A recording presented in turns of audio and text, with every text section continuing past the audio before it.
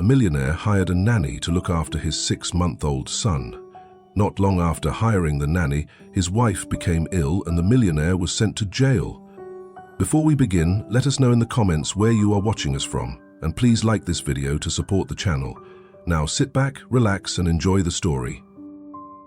The street smelled of wet pavement and something stale, something old. Rain pooled in the cracks of the uneven sidewalk, swallowing discarded leaves and the stray pieces of someone's forgotten lunch wrapper.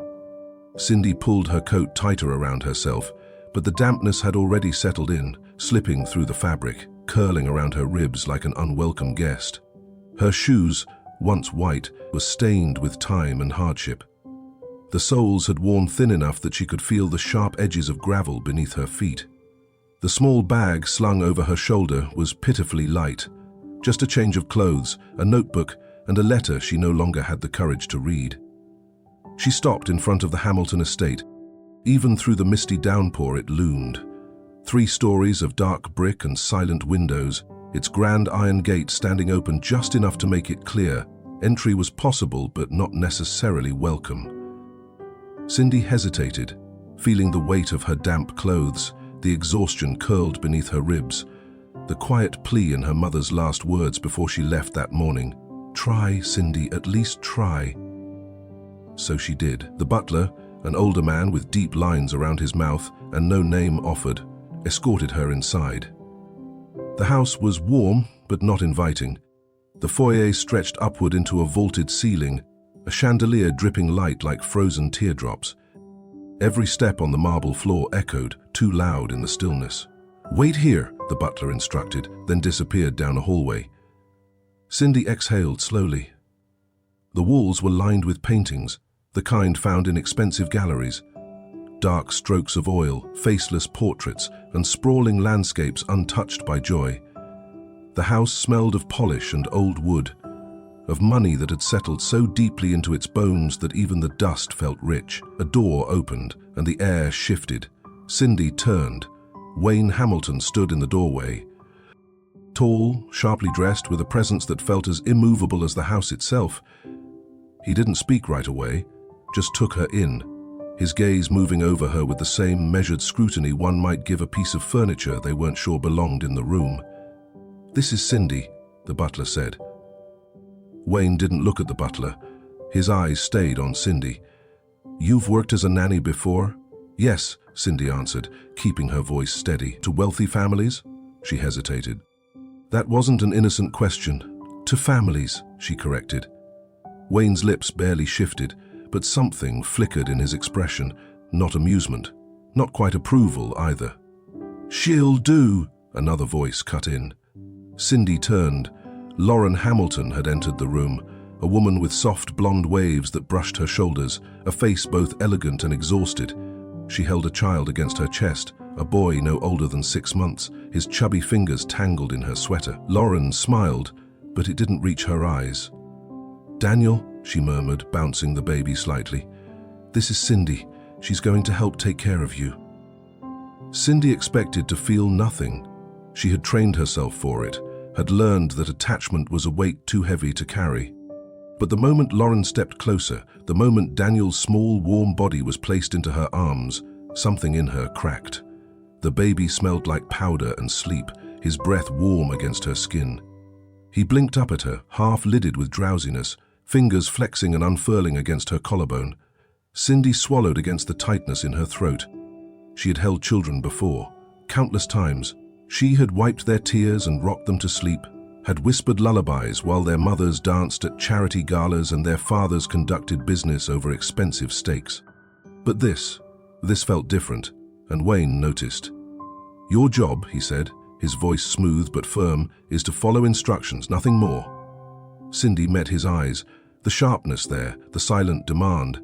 He wasn't just talking about rules. He was talking about distance. She looked back down at Daniel, at the way his fingers curled into the fabric of her coat as if she belonged.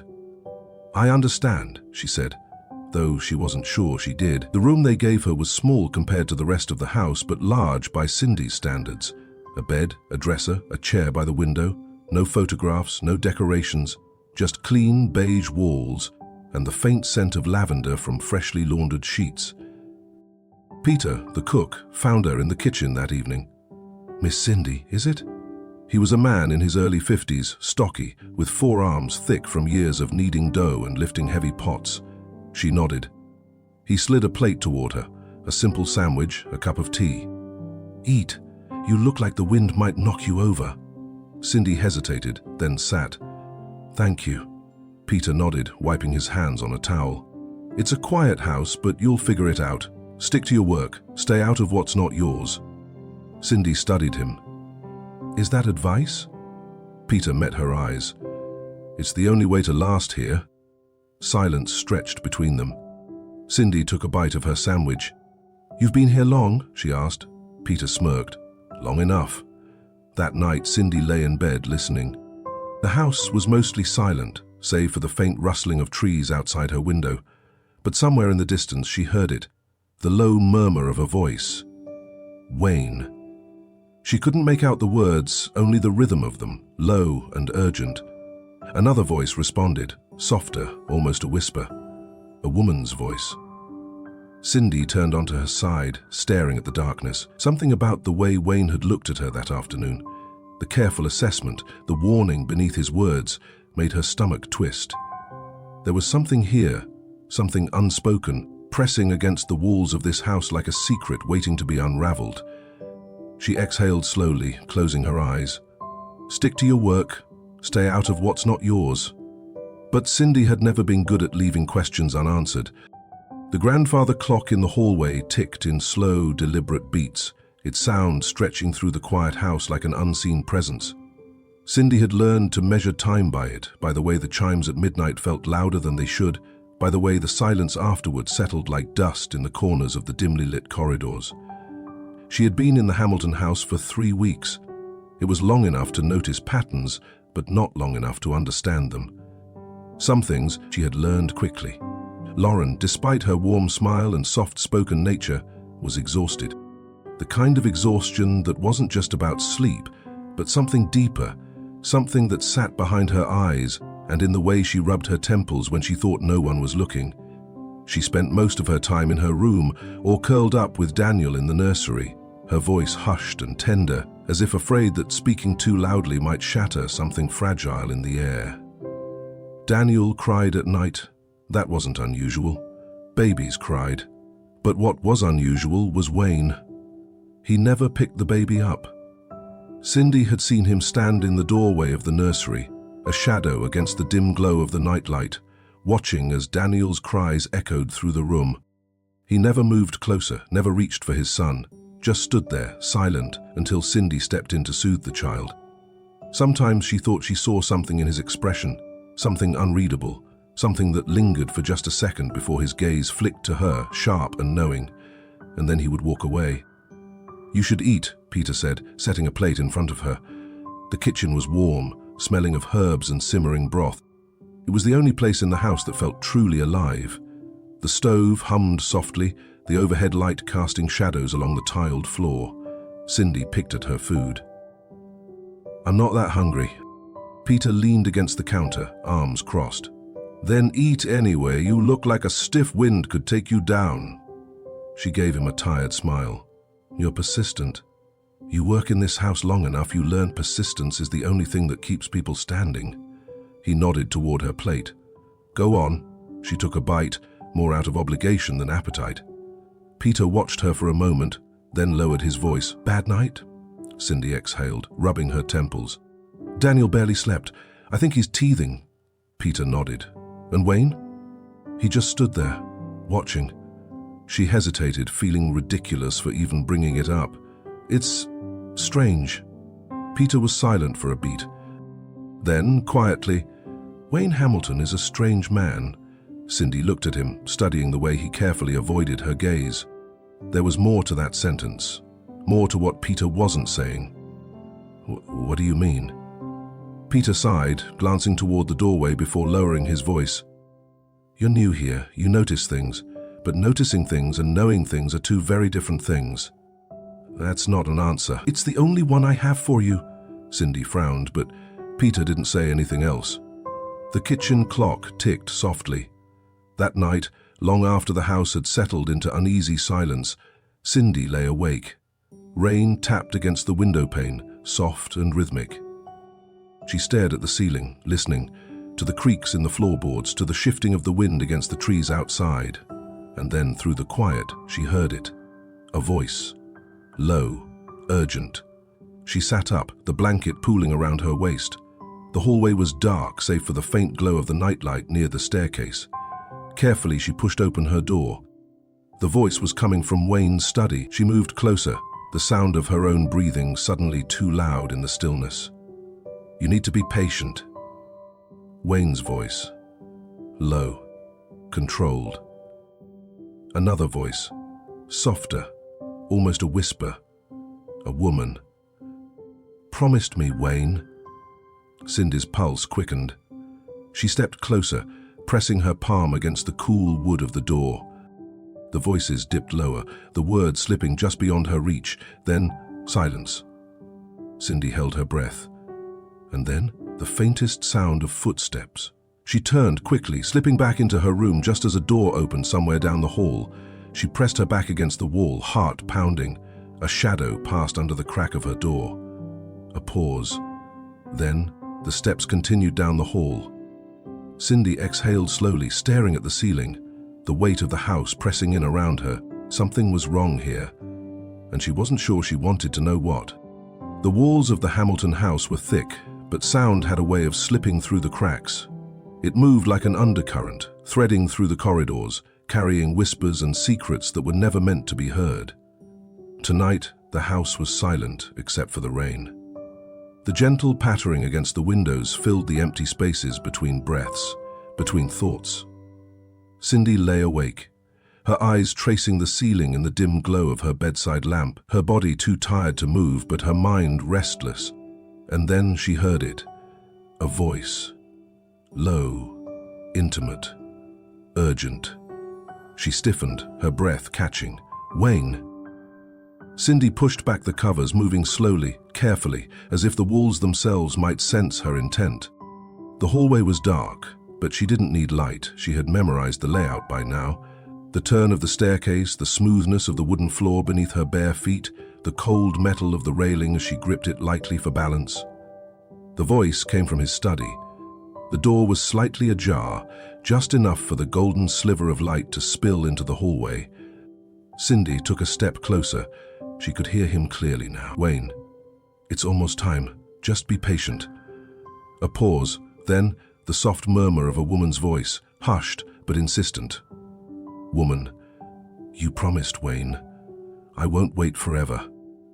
The words twisted in the air, carrying something unspoken, something heavy. Cindy's fingers clenched against the fabric of her nightshirt. The voice, she didn't recognize it, not exactly, but there was something familiar in its tone. A quiet desperation, a claim that had not yet been fulfilled. She edged closer, her heart pounding. And then, just as suddenly as it had begun, the conversation stopped. A beat of silence. Then the creak of a chair. The shift of movement.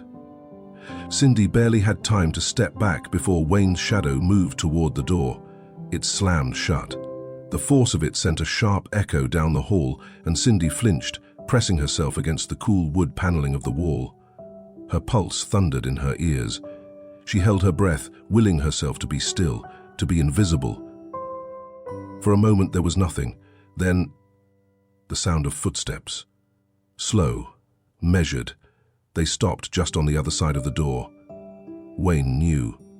Cindy squeezed her eyes shut, her fingers gripping the edge of her sleeve. A long pause.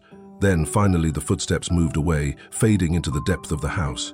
Cindy exhaled, releasing a breath she hadn't realized she was holding. She wasn't supposed to hear that, but now she had.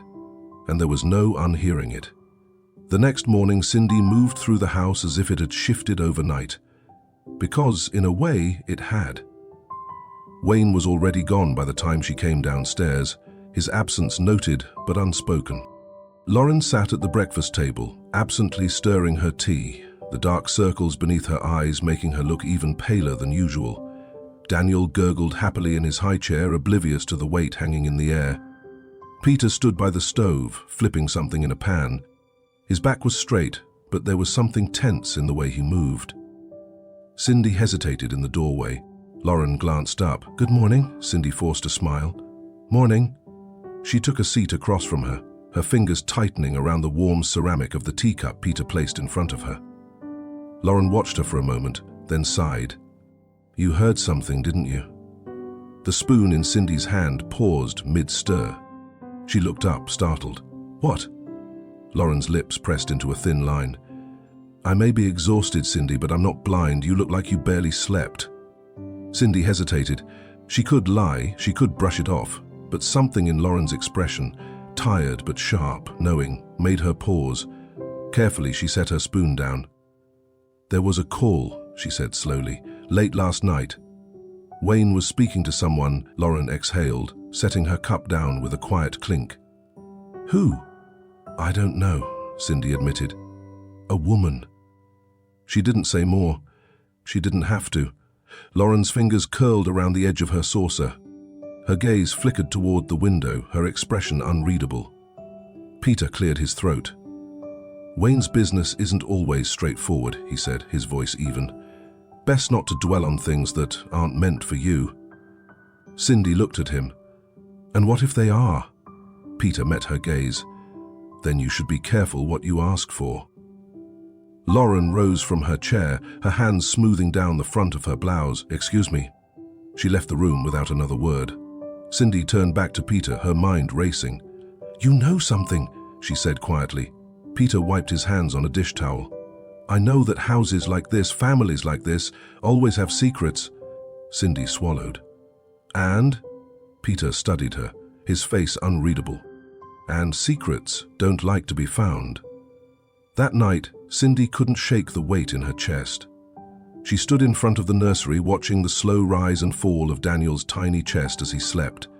His hands were curled into loose fists, his mouth slightly open, his small body completely at peace. For a moment, Cindy allowed herself to breathe, to let the simplicity of his presence anchor her. Then, out of the corner of her eye, she saw movement. She turned sharply. Wayne stood in the hallway, watching her. Her pulse leaped to her throat. For a moment, neither of them spoke. Then, quietly, "Do you often stand over children while they sleep?" Cindy forced herself to hold his gaze. "Do you?"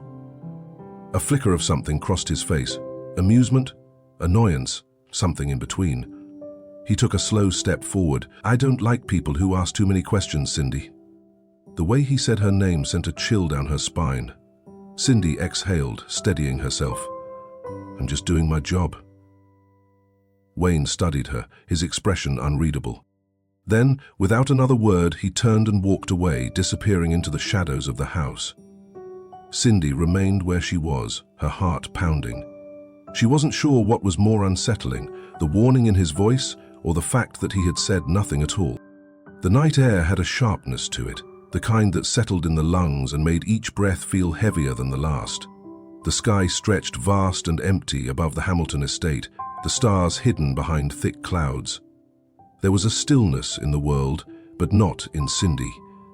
She ran up the stairs 2 at a time, the sound of Daniel's wailing slicing through the house like glass. The nursery door was open. Lauren was on the floor, her body curled awkwardly, her arm limp against the rocking chair. Daniel lay a few feet away, his small body trembling with sobs, his forehead blooming red where it had struck the corner of the crib. For a moment, Cindy couldn't breathe. Then, instinct took over. She dropped to her knees, hands trembling as she lifted Daniel into her arms. The smell of blood was sharp in the air, mingling with the faint scent of baby powder and the lavender oil Lauren used to help him sleep. "It's okay, sweetheart," she whispered, even though she wasn't sure if it was true. "It's okay." Daniel whimpered, his fingers clenching against the fabric of her shirt. Cindy turned to Lauren. Her face was pale, her breathing shallow. "Lauren?" Cindy's voice was tight with panic. "Lauren, can you hear me?" A faint groan, the rise and fall of her chest, uneven but there. Cindy's mind raced. She needed help, now. She shifted Daniel in her arms, pressing a hand against his tiny forehead. The cut was small, but the sight of his blood made her stomach turn. He was just a baby. This should have never happened. And then she heard it. the low rumble of an engine, the crunch of tires against gravel. Wayne was home. The front door slammed. Footsteps, quick and heavy, echoed through the house. Cindy barely had time to turn before Wayne appeared in the doorway. His gaze landed on Lauren first, on the way she lay motionless on the floor, before snapping to Daniel in Cindy's arm. The temperature in the room dropped. What happened? His voice was sharp, cutting through the air like a blade. Cindy forced herself to stay calm. She collapsed, she said, keeping her voice steady. I don't know why, Daniel, he fell. He hit his head. Wayne's expression darkened. His eyes locked onto Daniel, then onto Cindy, something unreadable flickering across his face. You were supposed to watch him. Cindy tightened her grip on the baby. I wasn't even in the room. She was. Wayne took a step forward.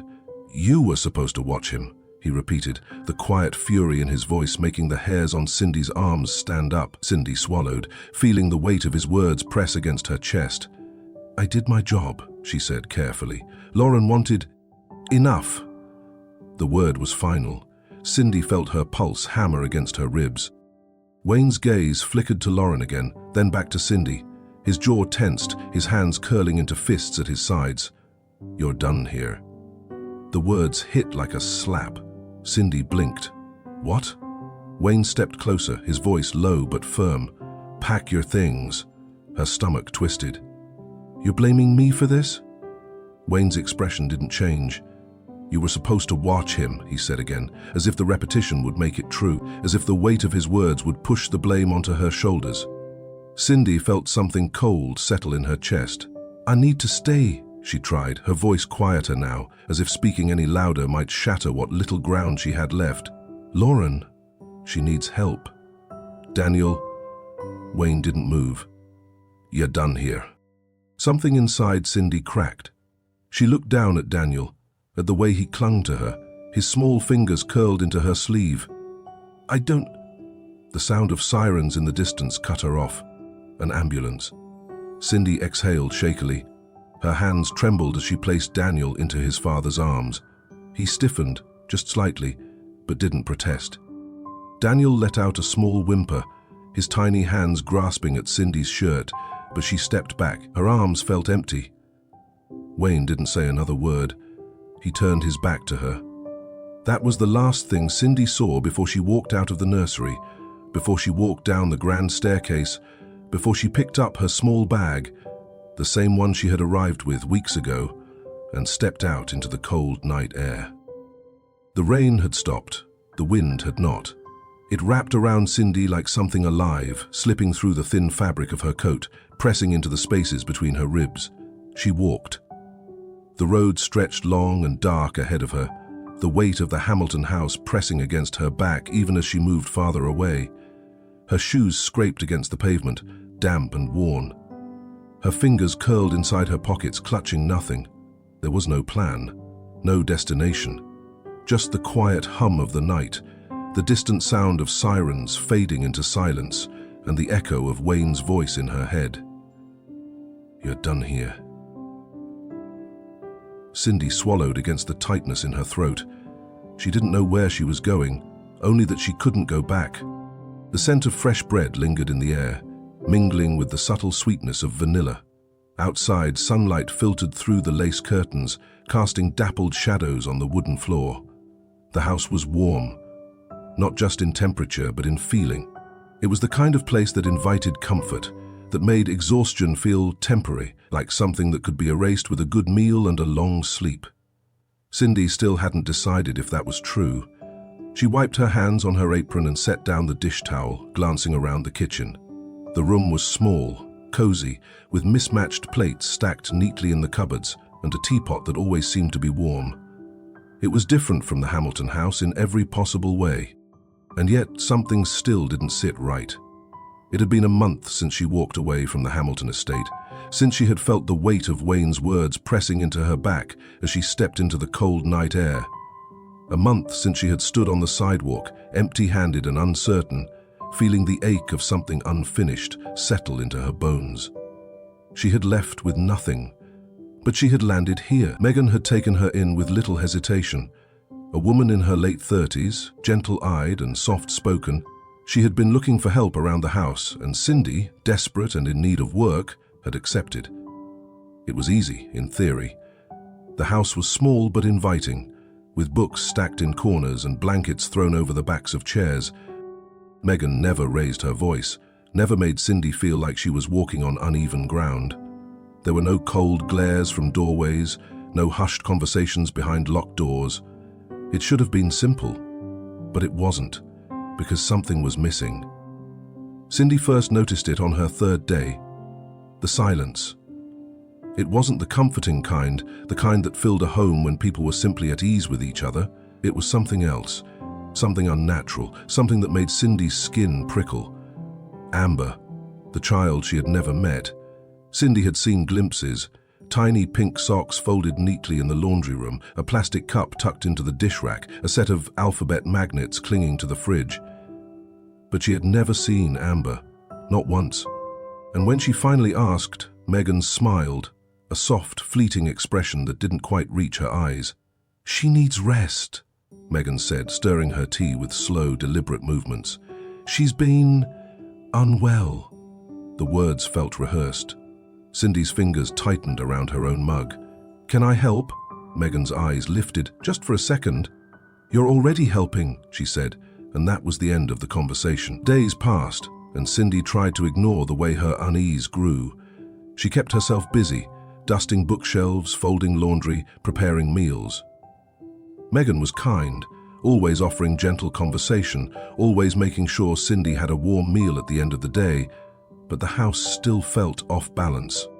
The first time she heard it, she thought she was imagining things. It was late, past midnight. The house had settled into stillness, the kind of quiet that made Cindy's thoughts louder than they needed to be. Then, faintly, laughter. A soft, airy giggle, light as a breath. Cindy sat up in bed, her heart pounding. She listened. Silence. She exhaled, pressing a hand to her chest. It was probably nothing. That maybe Megan had left the TV on in the other room. Maybe Cindy had been half asleep, caught in that strange space between dreams and waking. But then it happened again, the next night, and the night after that. Each time the sound was fleeting, just a whisper of joy slipping through the cracks of the house. And each time Cindy found herself standing outside the closed door at the end of the hall, her hand hovering over the doorknob. Ember's room. The room she had never seen, the room that, as far as she knew, had never been opened. She had asked, once, "Is Ember feeling better?" Megan had smiled, pressing a plate of food into Cindy's hands. "She's doing just fine." The answer should have been enough, but it wasn't, because Cindy had never heard Megan speak to Amber, never heard the rustle of sheets, the sound of small feet padding against the floor, only laughter. Only when the house was dark. It wasn't until a week later that Cindy finally opened the door. She hadn't meant to. She had meant to go to bed, to pull the blankets over her head and force herself to sleep, to ignore the way her pulse quickened every time she passed the end of the hall. But tonight was different. Tonight the laughter was closer. It danced through the hallway, curling around Cindy's ankles like mist. She stepped forward. The doorknob was cool beneath her fingers. She turned it. The door swung open. The room was still. A crib sat in the center, bathed in moonlight. The sheets were smooth, undisturbed.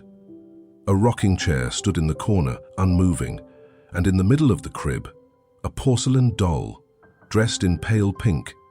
Its glassy eyes stared back at Cindy, unblinking. Her stomach turned. She stepped back, gripping the doorframe, the pieces clicking together in her mind. Amber wasn't here. Amber had never been here. The laughter, it hadn't been real. Cindy found Megan in the living room, curled up on the couch with a book in her lap. She looked up as Cindy entered, her expression soft. "Can't sleep?" Cindy's throat was dry. "There is no Amber, is there?" The words hung between them, heavy and thick. Megan didn't react. Not at first. Then, slowly, she closed the book. Her fingers traced the edges of the cover, her gaze dropping to the floor. "She was real," Megan said, her voice barely above a whisper. "Once." Cindy's breath caught. She sat down, hands clenched in her lap. Megan didn't look at her. "She was mine," she said, her voice distant like she was speaking from somewhere far away. "She was beautiful, so full of light." The silence stretched, and then she was gone. The room felt colder. Cindy swallowed, her fingers tightening against her palms. "I'm sorry." Megan finally looked up. Her smile was small, fragile. "I know." For the first time since Cindy had arrived, Megan looked like a woman carrying the weight of a life that had unraveled at the seams. A woman who had lost something too precious to name. A woman who had held onto ghosts because letting go meant facing an unbearable truth. Cindy exhaled, the realization settling deep in her chest. Megan wasn't a liar. She was just broken. And Cindy wasn't sure what scared her more, the truth of it, or the fact that she understood. The night had settled deep into the house, pressing against the walls like an unspoken presence. Outside, the wind stirred the trees, sending faint rustles through the quiet. The floorboards beneath Cindy's feet were cool, the hallway dimly lit by the glow of the moon spilling in through the lace curtains. She wasn't sure what had woken her at first. A shift in the air, perhaps, a whisper of something just beyond reach. Then she heard it. Soft giggles, faint like the distant chime of a wind bell, curling through the hallway in delicate waves. Cindy sat up, her breath slow and measured. It wasn't the first time she had heard it, but tonight it was closer. She slipped out of bed, her movements quiet, careful. The wooden floor creaked beneath her weight, but the laughter didn't stop. It lingered, light and playful, like a child hiding just out of sight. Her heart tightened. Ember. No, there was no Ember. Cindy had seen the truth with her own eyes.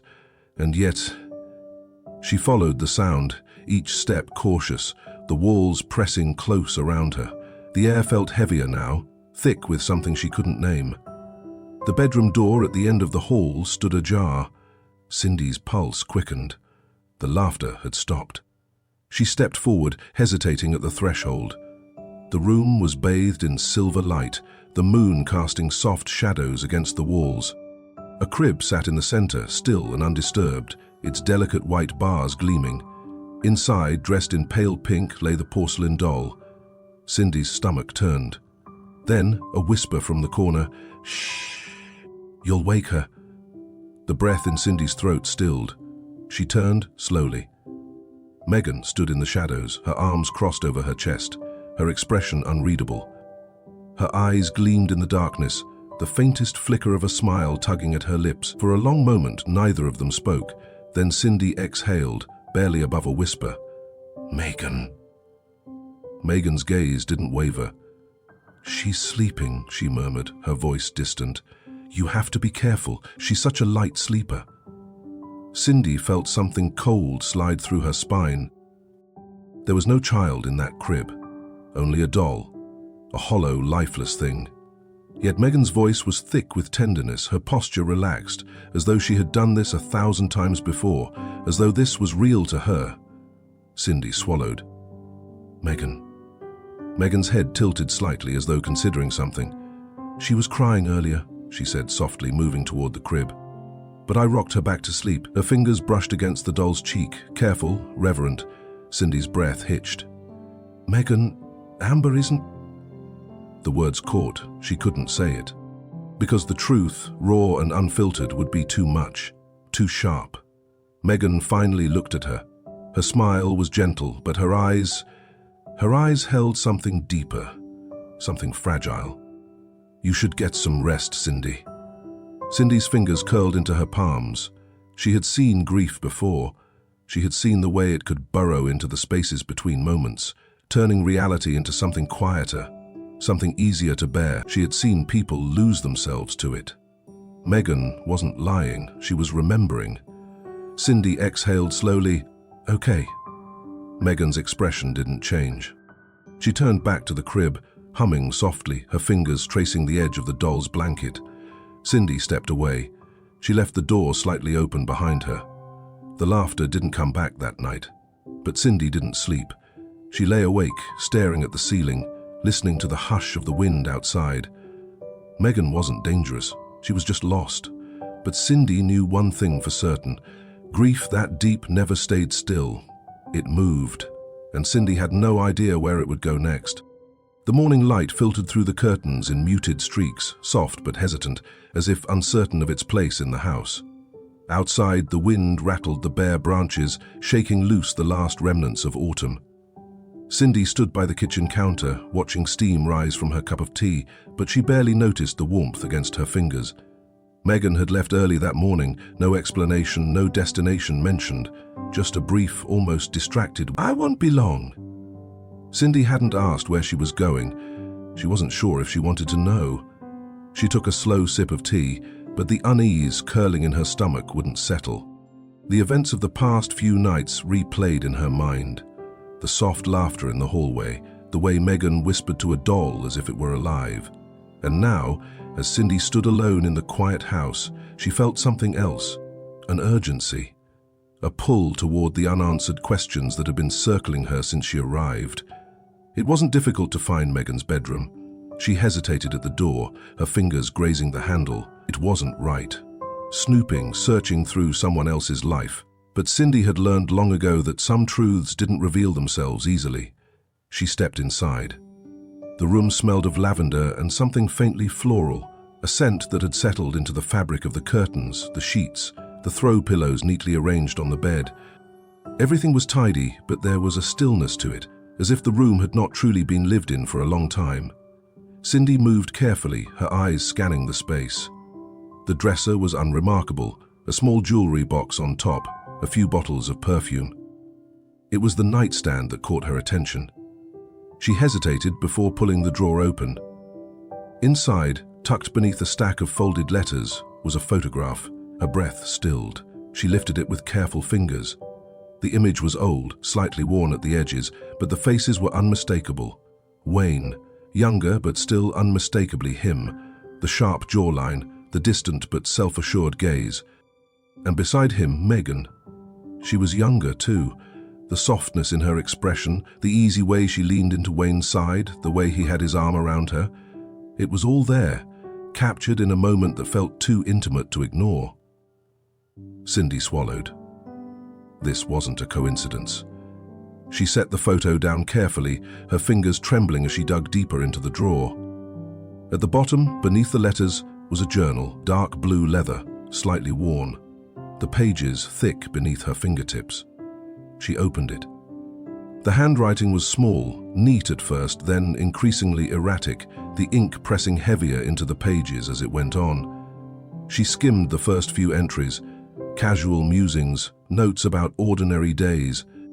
But as she flipped further, the words darkened. "He promised me. This was supposed to be our family." The pages turned faster beneath her fingers, her breath catching as the words unraveled into something raw. "She doesn't deserve him. She doesn't deserve Daniel." The room felt smaller. Cindy gripped the edges of the book, her mind racing to process what she was seeing. Megan hadn't just loved Wayne, she had been obsessed with him. She had been waiting, expecting something that had never come. And Daniel... A chill ran through Cindy's spine. She snapped the journal shut, her heartbeat hammering against her ribs. Megan had spoken about Amber as if she were real, as if she were still there. But what if... Cindy's breath came in short, shallow waves. What if Megan wasn't just grieving a child? What if she was waiting for one? What if she was waiting for Daniel? The sound of the front door clicking open sent a jolt through Cindy's spine. She shoved the journal back into the drawer, forcing herself to move quickly but carefully.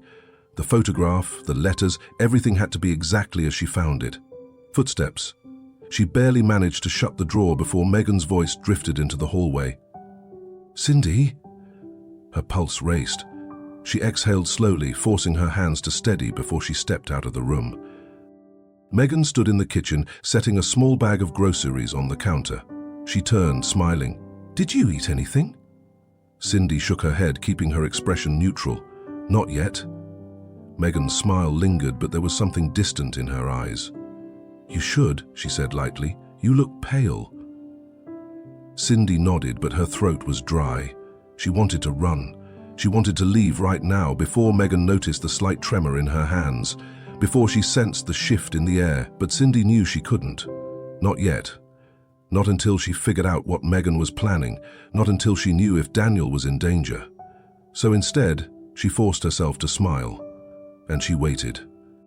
The cafe smelled of old wood and fresh coffee, the scent lingering in the air like a familiar embrace. A quiet hum of conversation wove through the space, punctuated by the occasional clink of ceramic cups meeting saucers. Cindy sat in the corner, her hands wrapped around her mug, though the coffee inside had long since gone cold. She hadn't called Peter right away. She had sat there, staring at the journal, feeling the weight of every word Megan had written pressing into her chest. The pieces were coming together now, shifting from whispers in the dark to something terrifyingly clear. Wayne had poisoned Lauren. Wayne had planned to take Daniel. And Megan? Megan had been waiting. Her breath was unsteady when Peter slid into the seat across from her. He smelled faintly of flour and spices, a reminder of a world that still made sense, of kitchens that were warm and steady and real. But none of this was steady. None of it felt real. Peter studied her. "You look like hell." Cindy exhaled shakily. "I feel like hell." He didn't push. Instead, he nodded toward the journal clutched in her hands. "You gonna tell me what's going on?" Cindy glanced around, ensuring no one was listening, before she slid the journal toward him. "Read the last few entries." Peter hesitated, then flipped the pages open. His eyes moved across the words, his expression shifting from curiosity to something darker. When he finally looked up, his mouth was set in a grim line. "Well, that's disturbing." Cindy let out a short, humorless laugh. "That's an understatement." Peter leaned back in his chair, rubbing a hand over his face. "She's not just grieving, she's..." He shook his head. "She's stuck in something dangerous." Cindy's fingers tightened against the edge of the table. "She's been waiting for Daniel." Her voice was barely above a whisper. "She thinks Wayne is going to bring him to her." Peter exhaled, his jaw tightening, and then, after a long pause, he said, "There's something I never told you." Cindy's stomach twisted. She leaned in. "What?" Peter hesitated, then lowered his voice. "A while back, I caught Wayne doing something." Cindy swallowed hard. "What do you mean?" Peter glanced around, then leaned closer. "Lauren used to drink tea every morning. It was a habit, like clockwork. But one day, I noticed Wayne hovering in the kitchen before she woke up. That wasn't normal. He never stepped foot in there unless he had to." Cindy's breath slowed. Peter's voice darkened. "I saw him pour something into her tea. I don't know what it was, but I knew it wasn't right." The world narrowed around her. "You never said anything?" Peter's jaw tightened. "I wanted to. But what was I supposed to say? That I suspected my boss, one of the most powerful men I've ever worked for, of poisoning his wife? You think anyone would have believed me?" Cindy's heart pounded. "But you knew." Peter exhaled. "I suspected. I thought. Maybe he was drugging her, keeping her weak, making sure she didn't ask questions." He shook his head. "But now, knowing what you found in that journal, I think it was more than that." Cindy clutched the edge of the table, her mind racing. "He was getting rid of her." Peter's eyes darkened. Slowly. A cold shiver ran down Cindy's spine. She had seen Lauren, how pale she had become, how exhaustion had seeped into her bones, how no amount of rest had seemed to help. It all made sense now.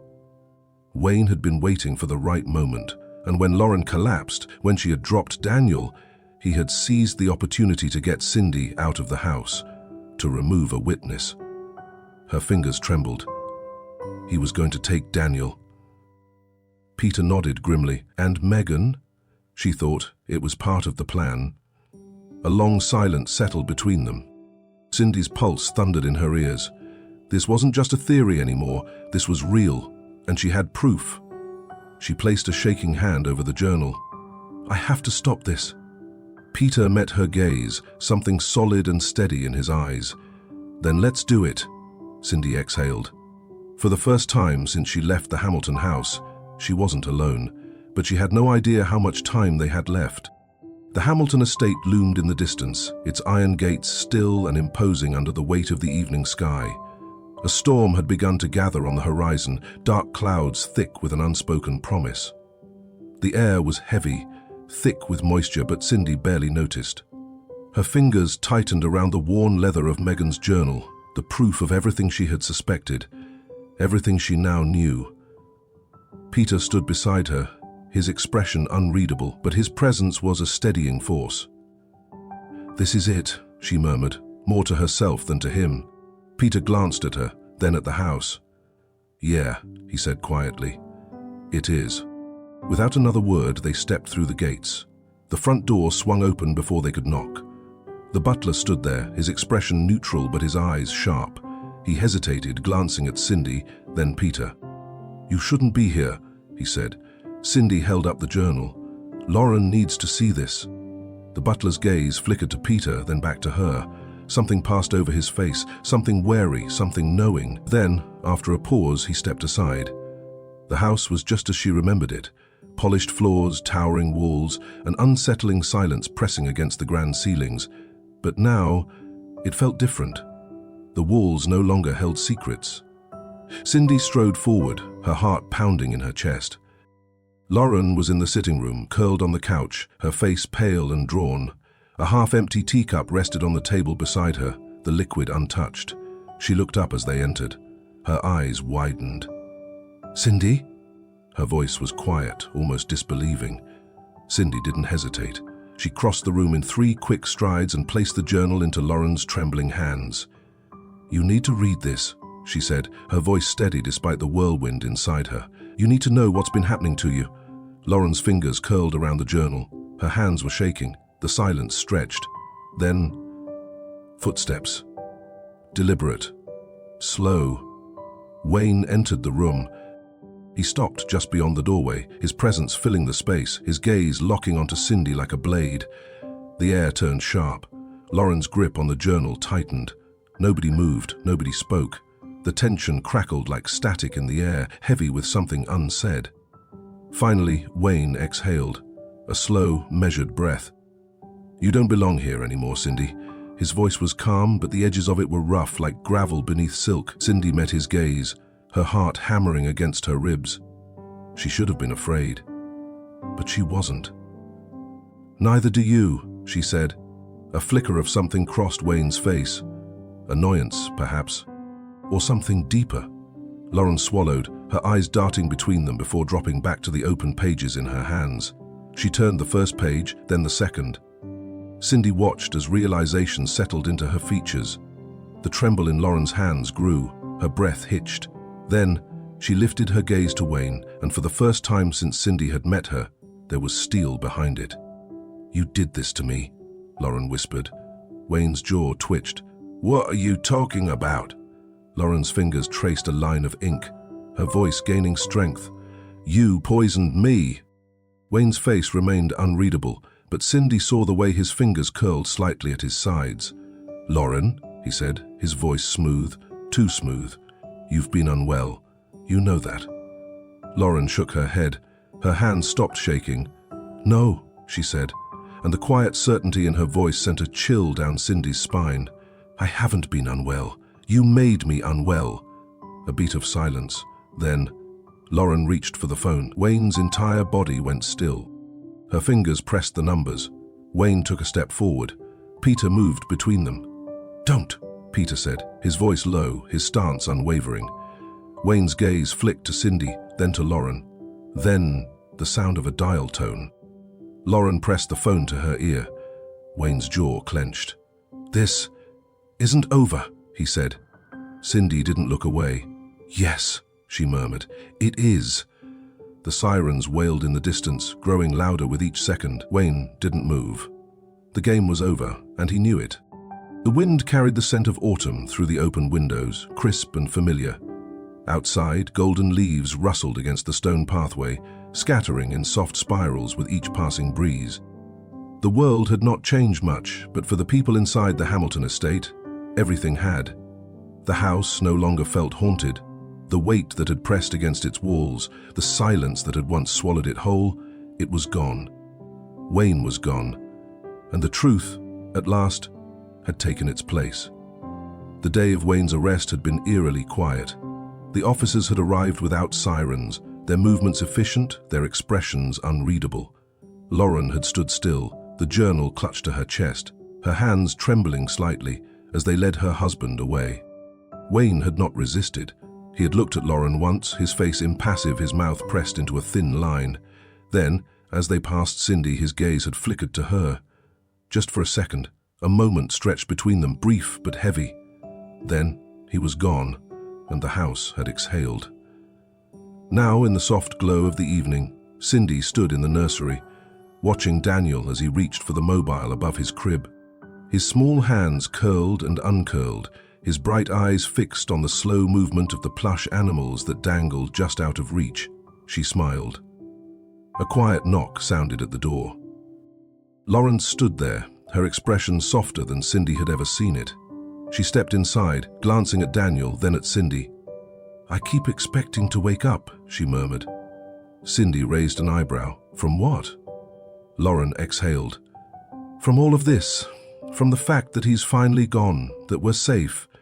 Cindy studied her. Lauren still looked tired, but it was a different kind of tired now, the kind that came after carrying something too heavy for too long. "You are safe," Cindy said. Lauren nodded, but something unreadable passed over her face. Then, after a moment, "Stay." Cindy blinked. "What?" Lauren took a slow breath, her fingers tightening slightly against the fabric of her sweater. "Stay here," she said, "with us." Cindy hesitated. Lauren's voice softened. "Daniel deserves love, Cindy. He deserves people who care about him, who won't disappear, and She exhaled, shaking her head. "I don't want to do this alone." Cindy felt her chest tighten. For so long she had moved through the world alone, carrying the weight of her own survival like a second skin. She had learned not to stay, and yet, she looked at Daniel, at the way he reached for her, his tiny fingers stretching toward her like he knew, like he had already chosen her. Cindy swallowed. Then, slowly, she reached back. Daniel's fingers curled around hers, warm and trusting. She exhaled. For the first time in a long time, she felt safe. In the kitchen, the smell of something warm filled the air. Peter moved between the stove and the counter, stirring a pot with the ease of someone who had been doing this for years. He glanced up as Cindy walked in. "You're still here," he said, his voice casual but knowing. Cindy leaned against the counter. "Looks like it." Peter smirked.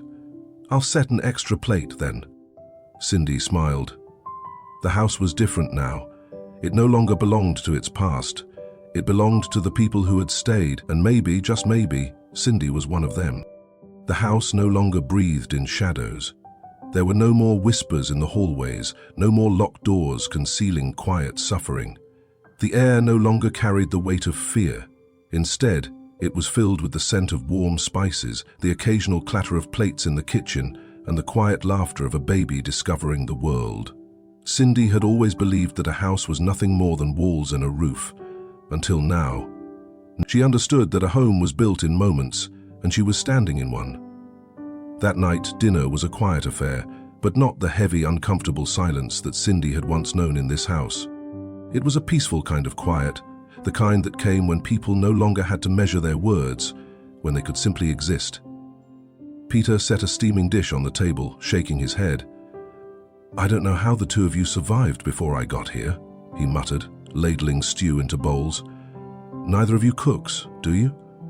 Lauren smiled faintly, tucking a strand of hair behind her ear.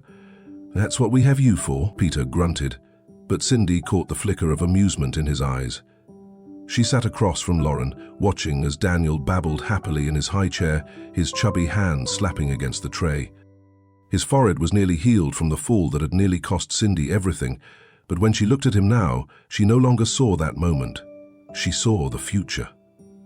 Lauren reached for her glass, her fingers light against the stem. "You know," she said, glancing at Cindy, "this is the first time in years I've sat at this table without feeling like I'm suffocating." Cindy didn't need to ask what she meant. Wayne's absence was a hole in the structure of this house. But it wasn't the kind of hole that made things weaker. It was the kind that let air in. Lauren looked down at her hands, quiet for a moment. I spent years telling myself that I was just tired, she admitted, that I wasn't eating right, or that maybe it was some lingering illness I couldn't name, she exhaled, shaking her head. But the truth was right in front of me and I ignored it. Because if I saw it, if I really saw it, then I had to admit that my life wasn't what I thought it was. Cindy didn't say anything, but she reached across the table, pressing her fingers lightly over Lauren's. Lauren met her gaze. "I don't want to be that woman anymore," she said softly. Cindy gave her hand a small squeeze. "You aren't." Lauren's lips parted slightly, like she wanted to argue, but she didn't. Peter cleared his throat, shifting awkwardly in his chair. "Well," he muttered, "the next time a man like Wayne walks into your life, just ask me. I'll tell you to run in the opposite direction." Lauren let out a soft, unexpected laugh. It wasn't much, but it was something. And in a house that had once known only quiet suffering, laughter felt like a revolution. Later that night, Cindy stood by Daniel's crib, watching as his tiny chest rose and fell in the gentle rhythm of sleep. The nursery was dimly lit, casting soft shadows along the walls. Lauren stood beside her, her arms wrapped loosely around herself. "He loves you," she murmured. Cindy glanced at her. Lauren's gaze was still fixed on Daniel. "You don't have to stay," she continued, her voice barely above a whisper, "but I hope you do." Cindy swallowed. She had spent most of her life running. From the past, from the uncertainty of the future, from the feeling that she had never truly belonged anywhere. But standing here now, in this house that had survived the worst and was still standing, she realized something. She didn't want to run anymore. Cindy reached down, brushing a finger gently over Daniel's tiny hand. He stirred slightly, his fingers instinctively curling around hers. The warmth of it settled deep in her chest. She looked at Lauren. "I'm not going anywhere." Lauren let out a breath, her shoulders finally releasing the weight they had carried for too long. For the first time, they weren't just survivors of something terrible, they were builders of something new. And as Cindy stood in the nursery, listening to the soft sounds of Daniel's breathing, she knew she was home. Don't forget to like and share this story. Comment to express your thoughts.